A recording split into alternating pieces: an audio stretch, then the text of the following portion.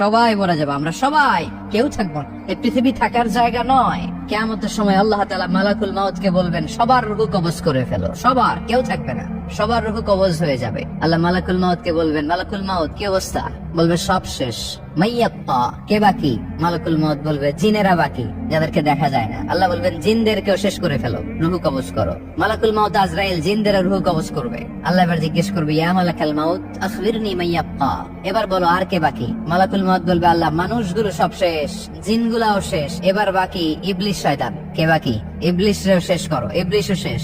আল্লাহ আবার জিজ্ঞেস করবেন, ইয়া মালাকাল মাউতি মাইয়াক্কা, আর কে বেঁচে আছে বলো? মালাকুল মাউত বলবে, আল্লাহ আপনার কথা অনুযায়ী পৃথিবীর সব মানুষের রূহ কবজ করলাম, সব জিনদের রূহ কবজ করলাম, ইবলিসের রূহ কবজ করলাম, এখন আছে শুধু ফেরেশতা।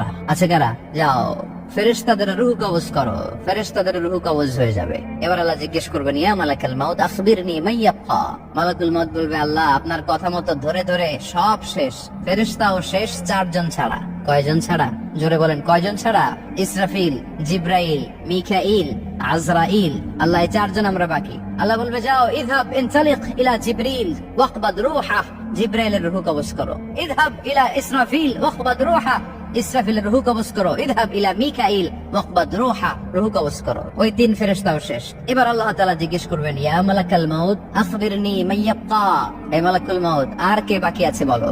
মালাকুল মাউত বলবে, আল্লাহ আপনার কথা মতো মানুষগুলো শেষ, জিনগুলো শেষ, ইবলিস শেষ, আমার বাকি 3 ভাই ইসরাফিল, মিকাইল, জিব্রাইলও শেষ, শুধু আমি, শুধু আমি।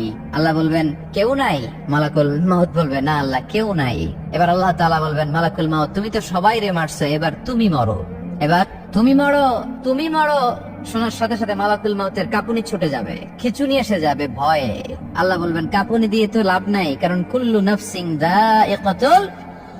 রাব্বুল আলামিন বলবেন, মালাকুল মাউত কেঁদো না, এটাই দুনিয়ার বিধান, আমি আল্লাহর দেয়া বিধান, এটাই, জন্মালেই মরতে হয়। যাও জান্নাত জাহান্নামের মাঝখানে একটা জায়গা আছে, জায়গাটার নাম হলো আরাফ। এই আরাফের মধ্যখানে যে দাঁড়াও, ওখানে যে মালাকুল মাউত কাঁপতে থাকবে।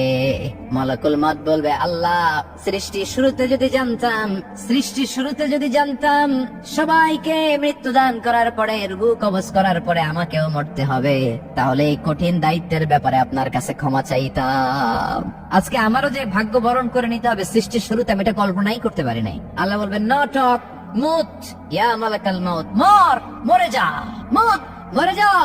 বলার সাথে সাথে মালাকুল মাউত এক বিকট চিৎকার হাঁকিয়ে মরে যাবে। মালাকুল মাউতের চিৎকারটা সেদিন এত ভয়ঙ্কর হবে, বিষ্ণু ইসলাম বলেন, ওই চিৎকারের আওয়াজ যদি পৃথিবীর মানুষেরা কান দিয়ে শুনতে পেত, তাহলে কিয়ামত সংগঠিত হওয়ার জন্য আলাদা করে ইসরাফিলের সিংহার প্রয়োজন হতো না।